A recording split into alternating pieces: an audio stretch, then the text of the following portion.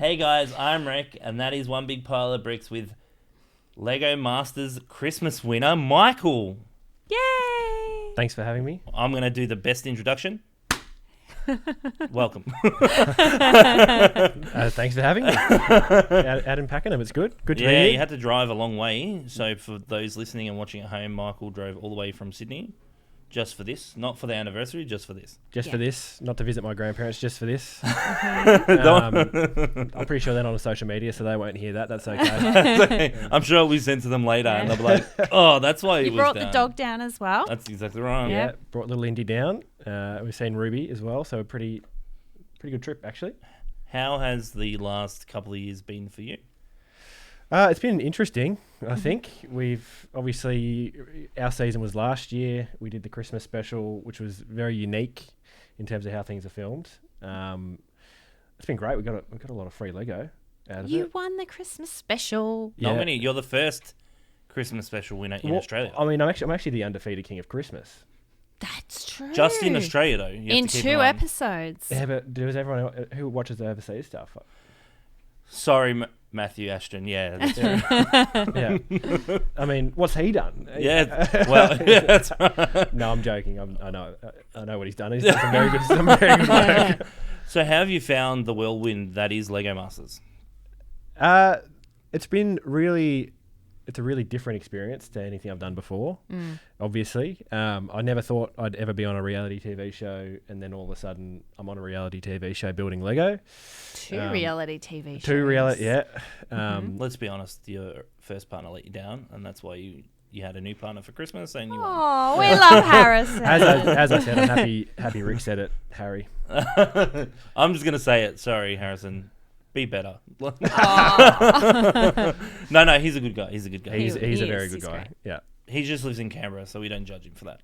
No, we're now no longer the only Lego Masters in Canberra. I know, you got a new team on the new one. We got Brick Dan. Pretty excited about that. I met him last weekend actually at the Canberra Brick Expo. Wow. Very nice guy. Are you, how much did he pay you to say that? Enough. You pay me enough. Yeah. Have you got something to tell us? Does he win Lego Masters Season 4? I have no idea who wins. We'll have to wait and see. Thought it was maybe some sort of insider secrets. And No. So tune into Channel 9, 7 p.m. Sunday. Well, that's Yeah. correct, yeah. Yeah. It's one of those things, I think, each year Lego Masters evolves into something different. And obviously you got access to the Christmas special. What was that like to film with, and I use this term very loosely, and I'm sorry to those guys, celebrities? Well, if you ask Henry, I think he would say we're the celebrities. That is Yes, correct. true. Yeah. Yep, that is correct. I know Henry, and that's something he would say. Yeah, absolutely, he would. No, it was peak COVID when we filmed, so it was a real challenge. It was a real grind. We were doing big long days because we had to film 2 episodes into about 4 or 5 days, and so there's a lot of. Obviously, there's a whole bunch of stuff outside of just building. Yeah. Doing interviews and doing all that sort of stuff. You have to do your promo photo shoots. So Throw this Lego up in the air and say, wow. yeah, there was a lot of wow. There was a lot of Do it Lego 10 being thrown. times. Yeah. Make Show it make it enthusiasm. natural. Make it natural. You're beautiful, darling. You're beautiful. Thank you. No, it was very different to the regular season stuff. It felt less like a competition and everyone helping. Obviously, Brickman was there and he was building with us. We had the pleasure of building with Hamish, so we're the first team ever to have built with him on the show. So pretty unique. Awesome. Can he build Lego? He's not there for the Lego building. This was actually one thing I got asked. I got asked this did Hamish actually? Did you know that Hamish wasn't building? I actually had no idea. I was so hell bent on what we were building that I was like, oh wow, that's not bad, Hamish. Like, what are you doing there? Keep doing that. And then I watched the episode and everyone's like, oh, surely you knew. I had no idea. No, because you're so engrossed in what you're doing, right? Yeah. And we said, this is what we want, Hamish. And Hamish went, this is what you'll get. And it turned out Brickman built it. And we're like, okay. And you're like, wow, Who look how knew? good you are. Yeah, that's right. I got 2 hours worth of Brickman time instead of just one and one. So it was fantastic. But no, it was certainly challenging building with someone that's never built Lego before. But again, it was a good challenge, and Brooke was awesome. All of them were awesome. Even Whipper had his own challenges, but I'll let Starny talk about that. Yeah, Sarni has spoken about that. Now, depending on where we place these episodes, up to the magical man Dan who the edits our cameraman, yes. episodes. Did you think that Whipper actually had COVID, or was it a way to get out of not building Lego? No, I think he legitimately had COVID. Oh no, he didn't have COVID. It was a COVID scare, so he was a close contact. Yeah, but did he build much really for poor Stani, or was it Stani just slogging away? I mean, Stani's a speed builder. So. Yeah, Stani is just like What a trooper. He's a trooper and just Doesn't smashed show it. that he's stressing out. Just That happens when the cameras are off. Yes. Yeah, well, that's right. He does get a little stressed later, but The man builds, and he doesn't need as much Red Bull as he probably drinks, but it certainly helps. No, I think Whipper... I don't know. Again, I was so engrossed in what I was doing, I didn't really spend too much time thinking about what everyone else was doing. How was Brooke? Like, how was Brooke as a contestant or as building with her? Was it a good experience? Yeah, Brooke was actually awesome. She got in, had a go. She had her nails done at the start, and I looked at them and said, "I'm sorry about this next week, Brooke, but they're gone." They were. She from the get go. I brought her into the brick pit and said, "These are the bricks we're going to use to start off with." I got her to start off just building a really basic brick wall at the bottom, and that was my thinking was, well, if she can do that while I'm doing everything else around it, that's fantastic. And I try to push her to do as much as she could in terms of like putting stuff in the scene. Yeah. Yes. So for example, the White Christmas one, she really did that whole tree herself. Wow. And then she did this massive star to start off with. And the star was about this big. It was like the size of my head, and I've got a massive head. And I sat there and went, "It's got to go in the window, Brooke. Like, do you think we can make it a little bit smaller?" She goes, "Nah." I reckon we can make it just a fraction smaller. But to her credit, she made it a bit smaller, but I actually gave her no direction on it, and she just went away into the brick. I said, "Go into the brick pit, find pieces you think look like a star, and build your star, and we'll put it in there." Because for me, it wasn't about being the best build that I could have possibly done. For me, it was about giving the people at home to show them, well, Brooke's never built Lego before, but look what she can build. Do you think that was a secret to your success, giving her a crack and letting her have a chance instead of trying to just take over? Yeah, I think so. I also think I was pretty lucky in terms of having someone there that was willing to actually have a go. Yeah, true. I mean, actually, to be fair, all the celebrities did. To some extent. But it sounds like you were giving her a bit of direction and saying, look, okay, this is how you build this wall. And now that we know that you can do that, yep, you can have some freedom to go and do some other stuff. So you're sort of building her confidence as you're going, right? Yeah, absolutely. And I can't. I struggle to take credit for stuff, so I'll struggle to take credit for this. But I showed her the bare bones, the bare basics, like literally clicking two 2x4s together, and she went away and built a whole wall. She was able to do all that, and then she would come back to me and go, "What do you want me to do next?" Perfect. That's what you need, really, with a partner. If you're the one that's had all the experience, you don't want to take all that stress on and go, "Oh, gee, I have to do it all." You want to be able to delegate and have someone who's willing to take that direction, but then take it a little bit further. Yeah, absolutely. And Harry, if you're listening, that's the key to a good partnership. Yeah, Harry. No, no, she was really good. Super nice. Had a few conversations with her, and absolutely, I probably couldn't have asked for a better partner for that, to be honest. You guys worked really well. It looked. The thing is, sometimes you assume it's the magic of editing TV because sometimes things don't look as well, and there's certain things that don't gel as well. But obviously, she could build, and she pulled it off because you guys won. Yeah, well, she's a creative person by all accounts. So it's once you start, as you both will probably know, once you start building, it's a lot easier than to sort of follow like next idea. What are we doing? And she was able to do that. She had really good creative input into a lot of it, which was fantastic for me because I could go, "Okay, Brooke, this is what I think. What do you think?" And she would go, "Oh, actually, this might look better over there, and that might look better over there." And you go, "Okay, cool. That's really good input. That's fantastic." So not only is she building, but she's sort of helping to guide and shape what she wants to build, and I was sort of there to almost help her along that, dare I say it, journey. Sounds like you had a really great partnership.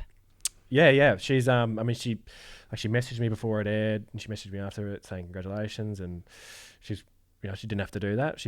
I think she's just a nice person. It's pretty good that you got someone that you got along with. It could have been a lot worse, and you could have got another Lego Masters contestant that didn't know how to build, and then you'd be in deep trouble. Sorry, Harry, but Yeah, no, we were. It was I'm trying to think of. I think it's just a testament to her that she was just able to get in, get it done, and I mean, she herself was working really long days as well while we were filming. She was doing the Today Show in the morning, and then she'd roll on. That's a hard slug, right? Because they get up at like 3 a.m. or whatever to get on that show. Yeah. So that whole week she was working off about 0 hours sleep. Wow. And so, what's your excuse, Henry? Like, you got Brooke who's not sleeping and they're winning. What's going on with you, Henry? Huh? Yeah. So. I'll let Henry speak for himself. Yes. Look, I mean, I guess Brooke is perhaps she's just used to being in, unfamiliar situations, right? You've got one take, let's go, let's do it. And she's just always being used to an environment where she's just got to go, yep, I can do it, let's get it done.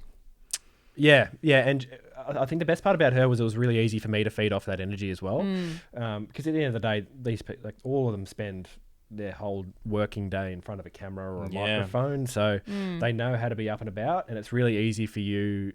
Like, it's really hard. It's actually a really hard skill to always be up and, alert and happy and smiling and doing all that sort of stuff. And so having someone there like that in a situation where at the end of the day, it was a bit of fun. There was no money up for grabs except for the $20,000 of Lego donated to charity, which would have been done anyway, and a trophy that you got. That I got. Yay. That I got thanks to Henry not doing very well. Shout out to Henry. Shout out to Henry. They were, we'll have to pick Henry's viewing brain on why there was so much space in his display, but that's fine. No, the challenge was actually that second challenge was quite ambiguous. It was we were told to build something that a kid would want for Christmas. It doesn't matter we were told it doesn't matter how big it is, but for me, I just really wanted to build that toadstool. It just looks really good on camera. I think that's the key. Yeah, and I think for camera as well, it's really important to build big, like as big as you can. I'm sure you've had people say that before to you, and I'll reiterate: things look big. Things look better if they're bigger. Bigger is always better. Don't look at me. I didn't say anything. Why am I getting looked at now? It's a bit hot in here. Over here. And the one thing we did, like all of us made it reasonably far through our series, and we were on enough challenges to know how to build for the show, because it's a unique sort of building. There's a lot of stuff you can sort of like skip over and skim and do a half-assed job essentially. And so you build for the camera, and I think you'll see a lot of the contestants on this season already. A lot of them have started to realize, it's for the camera. That's what we're. Yes, that's right. This current run, for filming right now, we're at 4 episodes in. So if this gets aired season 4, season 4. Right. So if this airs later, people are gonna be like, "What are they talking about?" So we're up to tonight's one is the elimination. So we've been fortunate enough to see everything that's going on. With your view on this season, do you think it's the better season for challenges and building than the previous seasons? I think this season so far, the challenges are they're a lot more defined at this point in time. Yeah. They're really, this is what you are going to build. Whereas in our season, I felt that in our season, a lot of it was really ambiguous around what you had to do. So, you can be a little bit more specific, like building a song. Yeah, that is almost as specific as a challenge as I can remember on the show. In terms of what you have. That's to a do. hard challenge. Build a song. I would have loved to have done it. It's a great. I said to Caroline, like, I feel like they're at a point where they have to step it up, because we're at a point where there's so many seasons around the world, and obviously the Australian one is the best model because it's the one that's copied everywhere. But now, like, you reach a point where what can you do with stuff, and it gets hard to make it different, especially with Lego. Oh, I'm sure the producers are sitting there with like a book and writing down all these challenges or typing out all these challenges and coming up with different ideas. Like, you can see that in this latest series. They're doing challenges that haven't been done in previous series. Like the magnets. The magnets are That's clever. amazing. Yeah, and I think if you look at them, a lot of them are sort of like they're sort of the same as well, but they're just like a little bit different, little spin.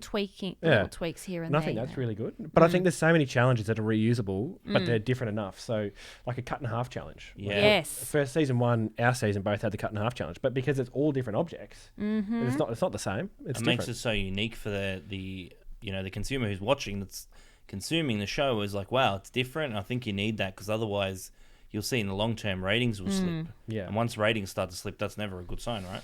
Yeah, absolutely. And I think in the Lego world, there's not we're sort of at a stage where there's so many amazing builders in the country, but I think we can start doing a lot of different stuff with the way we build. So, for example, if you look at, I think Scotty and Owen from our season, did the Perth Bricktober. Yeah. And they built, Owen and Scott, they built this massive, great big false wall and had these picture frames on them like they did in season 2. And had a whole bunch of stuff coming out of them. Just something really unique, really different that you would generally not see. You know, we're so used to seeing these massive, great big displays. You know, can we incorporate outside stuff into them, but still interacting in a way? And that's what I think the show is really good at. You know, sparking different imaginations and making people think in a different way about how they can actually do. And Jackson and Alex with their Relics exhibition. Yes, they killed it. They were selling out of that show. Like, yeah. That thing, I went over to Perth 12 months ago now, probably a bit longer, but that thing was amazing. Like, that thing was so cool. The fact that they got all these old things, the piano one with the great big, I'm not sure what it's called. It looked like a parade sort of thing, but it had a theatre in it that lit up. I mean, like, that is... The car. So was it built with Lego? It was half, so it was like old school items, like there was a piano, there was a car, I think there was a fridge as well. Similar to the challenges that are on the new season of LEGO Masters, very, very similar, right? They had like an old school Beetle, but the engine was built out of Lego and they had like minifigs. It was really cool. And they were running their own exhibition. Yeah, pretty much, yeah. Right. And they killed it. It was selling out every day. It was just crazy. Good for them. Yeah. So essentially, I think that the idea behind it was the minifigs. You know, the world's ended. The minifigs are taking over. It was so cool. Yeah, all the photos I saw and stuff, and obviously you couldn't get over to Perth because no one was allowed in. So, but from the photos and stuff we've seen, it was pretty amazing. They did a great job. I think it's hard too that they've, like, any other season hasn't really done an exhibition or something as big as that and been like, bang, this is what we can do. And I think they pulled it off and they had it at the perfect time. Yeah, and I think because Lego's such a, I think there's still that misconception that Lego is just for kids, and so people that are outside the Lego world go, "Oh, my kids would love that." Yeah. Well, if you go to the Relics one, adults would go, "Well, this thing is bloody awesome." Like, there's so much. I think there's so much untapped potential within that space. It's just another artistic medium, isn't it? Absolutely. And Jackson and Alex are both artists, right? They both got that artist sense, and I think that's the key with any season, that you always notice that the artists bring something different. Yeah. And that's what I try to remind people, like Sarah, obviously, off your season, she painted an amazing wall. Like, the artist in her makes things look better. You don't just need to be a great Lego builder. You need to bring in a different perspective, because otherwise you lose. Well, that's right. Look at Crystal from the current season 4. She used to be a fashion designer. So she's using that skill and applying it to Lego. Yeah. It's exactly the same, isn't it? Yeah, and I've never really been a hugely artistic person. But since Lego's come on, I've become certainly a lot more creative. One thing we learnt on the show was what colours work together, what colours don't work together. And so it's all about the story. It is all. I think it sounds so forced and scripted, but honestly, like, one simple story done really well is so much better than a whole bunch of just bits and pieces. Yeah, just like mashed together. That's one thing you notice at shows, right? And that's the one thing, like, we've been fortunate enough, we've travelled to a lot of Lego shows, obviously pre-COVID. And the things that I like are the smaller builds because they include more detail. I feel like big stuff sometimes, they try to make it big because they think bigger is better, but necessarily you look at it and you go, wow, there's a lot of empty space. Yeah. Because you're trying to be massive, right? And you're trying to be the biggest in the room or whatever. But then, of course, the view is your opinion of it is going to be different if you see it in person versus if you do see it on a photo or on camera. Yeah. Whereas then sometimes the bigger things do grab your attention more. So do I guess they? it just depends. If you're in a room and you see a massive great big building, you're going to go, "Oh, what's that over there?" And I've started putting together, and I'll have some stuff up on social media soon. I displayed at the Canberra show a couple of builds that we had. Oh, cool. Harry and I had our own frames as well because we were meant to do that with Scotty and Owen. But I've started doing a vignette, sort of 32 by 32 base plate. But I think at the moment I'm working on a second one. But the first one was essentially a Castaway, an alternate ending, and it was essentially him proposing to Wilson instead of him getting off the island. But again, it was, I love the idea of just doing a little thing that you can just pop on a shelf somewhere, and that's it. That's all it is. It doesn't need to be any, like, there'll be there's other stuff in it, but the main story is just that, and with a few other little things going in around it. Like, to me, that's all it needs to be with a funky colours, funky backdrops. I think for me anyway, that doesn't have a lot of space at home. Yeah, of course. It's a really easy way for me to do what I want to do, and I don't necessarily have to build a set. I can build, my alien world in a little confined space and set up the minifigs how I want to set them up as well. How do you... Sorry, Caroline, go ahead. I was just going to say, it makes my mind go back to, say, the success of the Lego architecture sets. There's a lot of people who just want something small. They just want to put it on a bookshelf and display it. They don't have a lot of space. Not many people have a warehouse to store all this stuff. Yeah, well. No. True. Yeah, 2 out of 3 here, though, do I think. So yeah. must be nice. No. Oh, it's one of the problem is when So you have you a lot gotta of space, slow you end up down. buying too many things of Brickman. And we all know Brickman doesn't need any more money, so Like that's fine. these lovely eggs in the Those eggs are foreground cool. here. That's the Lovenator. I One in the love middle. it. Look at the colours on it. It's cool, isn't it? Like Yeah. purples When we and picked them up, I was like, these are blues. awesome, because when we brought, you'll see later, I'll show you the Triceratops. He's like, oh, build your baby one. And I'm thinking, things like 1.2 meters long. I'm like, You see the one in the middle, how he's got his claws kind of sort of out like this. One day we sort of, Dan, the cameraman, was reaching in to do something with some cables that are nearby. We said, watch out for those claws, Dan. end up getting cut. He got cut with one of them. Whose fault is that? Shout out to you, Dan, the cameraman. So with reflecting back on Lego Masters, obviously your season, is there anything you think you could have done differently to go further in the competition? Yeah, I think it was get Brooke Boney as my partner sooner. Harry. No, He's going to come on our podcast and just cry the whole time now. he's just gonna slander me. It's Like that Michael guy. completely fair. It was only in it for the money. That's right. I think we both know. I think we should have learnt quicker how to build for the camera. Yeah. Do all that sort of stuff. Simple storytelling. I think you get because there is $100,000 on the line, so you want to do well. I think we just need to be a bit clearer in terms of what we're doing earlier. I thought our Mother Nature build was fine. The one we got kicked out on. I thought the story in that was good. It probably was great, but they had to choose someone, right? Well, I think that's the point. That's why we went. When we went home, we were pretty happy with it. Yeah. So we were like, you know what? If we go home on that, then It's hard too, because you're trying to find the perfect balance, and obviously the longer you're in the competition, the harder it gets. People get more competitive because they're trying to build the biggest thing. With that comes with you're thinking in the back of your mind, oh, look what they're building, and then you have sort of a sense of am I building enough? yeah, and certainly on the competition, and I think you'll see it with this season as well. Is season 4 is everyone pushes each other to get better and better and better. The stuff I built on the show, I've never built anything like that before in my whole life. I built sets, I built tiny little vignettes that would have been that big. Yeah. It's like 10 centimeters by 10 centimeters. Yeah, that's what I love doing. I love getting the CMF minifigs and just doing a scene, a simple scene like that sort of stuff. And then we got the set, we got on set, and we're like, how are we meant to feel like this base plate? It's so bloody big. And then when you dedicate 16 hours of your time to just doing that and thinking about that, it's amazing what you can what you can come up with. Do you think were you happy with who won your season of Lego Masters? I think anyone would have probably could have guessed after probably the Fox. Oh mate, it's the editing. The editing teams for Lego Masters every year. Sometimes the ads kind of give it away, don't they? They just overly, and they always reveal it, and you're just like, well, they're going to win, obviously. And you're sort of like, and the Fox's expressions were bang on, and you're just like, wow, those guys are going to smash it, and obviously they did. Yeah. I still think Santa sitting on the beach with some cocktails was more snow globe appropriate. No. But that, it's one of those ones you almost just thankful to be in a room with these people and you get to see them in person. Yes, of course. Yeah. It's Is there anybody from your season that you can spill the goss on that you didn't like? Here comes the hot knife to the ribs. It's like, come on. No. Is everyone friends? Does it pretend? Oh, not everyone's friends. There's certainly people you get along with better than other people. Yeah, Harry. Well, of course. Yeah. Bloody Harry. No.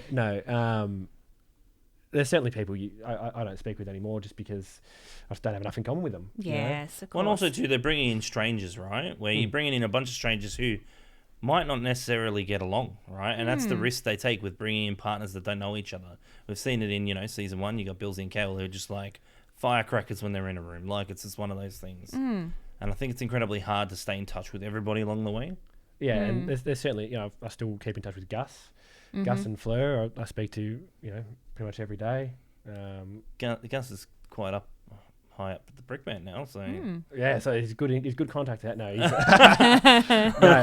again, we just get along. Yes, we just get along like a house. I think some people you will just gel with, right? And that's the big thing about it is that, we're told as kids to get along with everybody. Some people you just don't sort of find the common thing. But especially when we filmed, it was not quite peak COVID. It was like things were starting to slowly open up, but we were stuck in a hotel for 3 months altogether. Yeah, so your season was, for those listening and watching at home, your season was the final season to be filmed in Melbourne, where now it's fancy, it's all in Sydney, and it's pretty. What's amazing about that, actually, coming from Melbourne, where the set is literally... A shed. It's a cow shed. Correct. You go to the back wall, you knock on it, it's complete brick. It is what it is. Yeah. When you go to Sydney, if you ever go on that set, after being on the Melbourne set, it is the same. They have done the exact same set. Nothing is different. Besides it has aircon. Everything is fake. The walls are fake. The brick pit wall, everything is fake on that set. It's kind of... I was making a comment to Caroline when we were watching the new season. I said it's better for the contestants because a lot of people don't realise is that in Melbourne, obviously we have the Royal Melbourne Show, and you guys film not long afterwards. And the cow sheds stink and they're hot and they're gross and they've been filming in them for years. And to move from there to Sydney, it's like a different mentality and nicer. And I know Melbourne people are upset, but it's for the best. It's, it's a proper studio. It's not like a shed. Yeah, it's certainly. I mean, there were certainly days where it was about 40 degrees outside. Yeah, and you were wearing like. I remember it was really early on. It was just a really hot day, and you can't cool that joint down. There's no way. And I just remember I was borderline heat stroke just because I was wearing two like a shirt and a really thick overshirt, and I was just so hot. And then after that, I learnt the power of cooling patches all over me. I'd stick or them. just being naked. Yeah, correct. Or just wearing no undies. That might bring the viewership up. That's right. The numbers might go... Yeah, exactly. Lego building after dark. I reckon that's an untapped market. Just get people... Well, I'll make the comment they should do like a MasterChef kind of style of an adult one where like Brickman comes in and just flips the table. Like, what are you doing? And just smashes them on the ground. Yeah, imagine if we got the really just nasty feedback. Just like the Gordon Ramsay of Lego being like, "What do you call this?" He's pushing it on the ground. Start again. Like, I don't think Ryan'd be capable. You'd have to get someone else in. I think do the whole Gordon Ramsay thing. You could build 2 loaves of bread and hold it up against Michael's face and go, "What are you?" And you're like, "I'm an idiot sandwich." Yeah, that's right. And a lot of the time you do feel like that. You go, "What did I do?" At least you haven't done what and it's touched on this season, but like season 1, Miller was like, "I'm not going to listen to you." Like to Brickman, you're like, "What are you doing, mate?" Like that's the judge. Like I'm just going to do whatever. Like. But there's stuff, again, it's the way it's edited though, because there'll be stuff where you think you're listening to him, you think you're doing what he said, but you're not.